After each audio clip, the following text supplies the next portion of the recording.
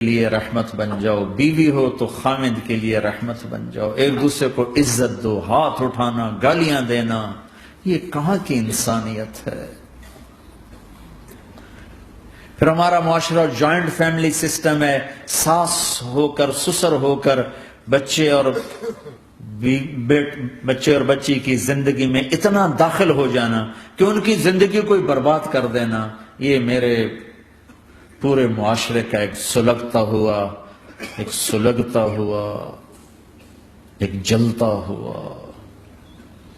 دکھ دیتا ہوا، ایک اتنا بڑا روگ ہے کہ میں کتنے ہی آنسو بہاؤں تو میں اس غم کا حق نہیں ادا کر سکتا جو ہر گھر میں لڑائی ہے، ساس اور سسر کا بے جا دخل بچے بچی کی زندگی میں، اس نے گھروں کو آگ لگا دی ہے۔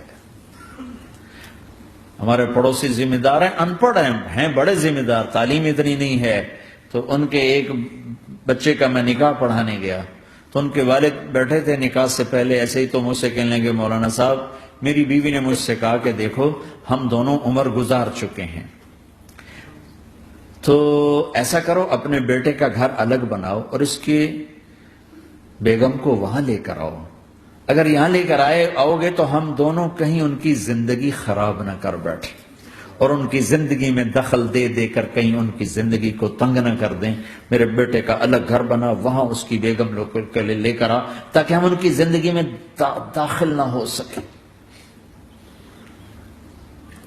میں حیران ہو کر ان کو دیکھ رہا کہ ان پڑھ باپ، ان پڑھ ماں، اور اتنی اعلیٰ درجے کی بات۔ اب ہر آدمی میں یہ سخت نہیں کہ اپنے بیٹے کے لیے الگ گھر بنائے، یہ تو ہمت ہے کہ ان میں دخل دینا چھوڑ دے، کہ خامند سے زیادہ خامند کے ماں باپ اس کی بیوی پہ حق جتا رہے ہوں، یہ میرے نبی کی معاشرت نہیں ہے۔ میں دکھ سے کہہ رہا ہوں، آپ محسوس نہ فرمائیں، کوئی عورت ساس ہے تو محسوس نہ کرے، کوئی سسر بیٹھے محسوس نہ کریں، میں درد بھری فریاد کہہ رہا ہوں، یہ میرے معاشرے کا سلگتا ہوا ایک مسئلہ ہے، ایک گہرا داغ ہے جس نے زندگیوں کو تباہ و برباد کر کے رکھ دیا ہے۔ کہیں اس کا الٹ بھی ہوتا ہے کہ آنے والی لڑکی ایسی بدتمیزی کرتی ہے کہ اس کے خامند کے ماں باپ کو بے عزت کر کے رکھ دیتی ہے، رشتہ داروں سے توڑ کے رکھ دیتی ہے، یہ کیسز بھی ہیں لیکن یہ تھوڑے ہیں، یہ دوسرے والے زیادہ ہیں۔ میں اپنے نبی کی معاشرت بتانا چاہتا ہوں کہ میرے نبی کی زندگی میں محبت کے سوا کچھ نہ تھا، کل کائنات کے نبی ہیں۔ اور حضرت عائشہ سے کہہ رہے عائشہ دوڑ لگائیں، عائشہ دوڑ لگائیں۔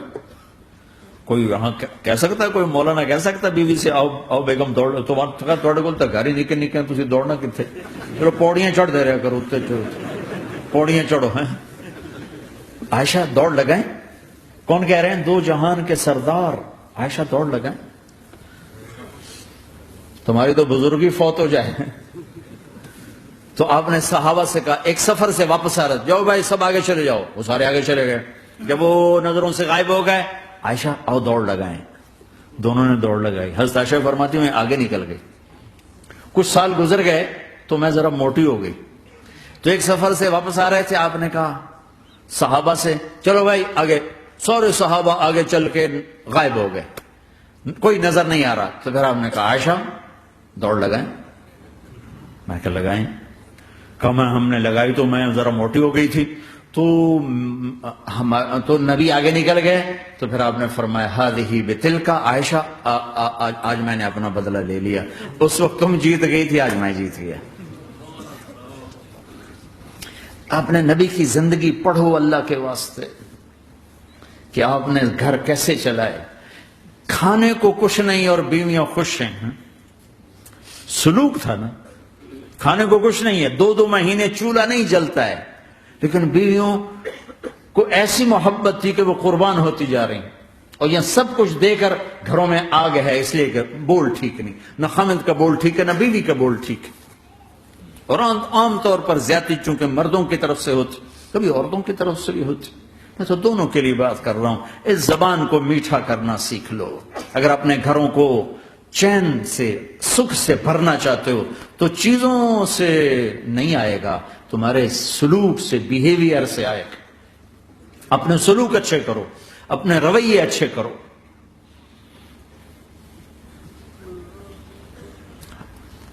مسجد نبوی میں حبشہ کے لوگ ایتھوپیا وہ کر رہے تھے چھوٹے چھوٹے خنجر، اس کے ساتھ نا وہ رقص کر رہے تھے. تو حضرت عائشہ کے کان میں آواز پڑے کہ یا رسول اللہ میں نے دیکھنا ہے. تو کوئی ہمارے ایسا ہوتا کہتا تو لایا نہیں کرتی، فضول کام دیکھتی. تو نبی کی بیوی کو چل بیٹھ قرآن پڑھ، چل مصلی پہ بیٹھ جا، چل تسبیح پڑھ. تجھے خیال کیسے آیا دنیا میں دین مٹ رہا ہے، تمہیں خیال کیسے آیا کہ تو تماشا دیکھتی ہے؟ آپ نے کہا آؤ دیکھتے ہیں. خود آپ دروازے میں کھڑے ہو گئے اور عائشہ کو پیچھے کھڑا کر لیا. تو عائشہ رضی اللہ فرماتی میں آپ کے پردے میں کھڑی ہو کر میں دیکھتی رہی یہاں تک کہ آپ تھک گئے. ہمارے نبی تھک گئے، اور تھک کے نا کبھی یوں ہو جاتے،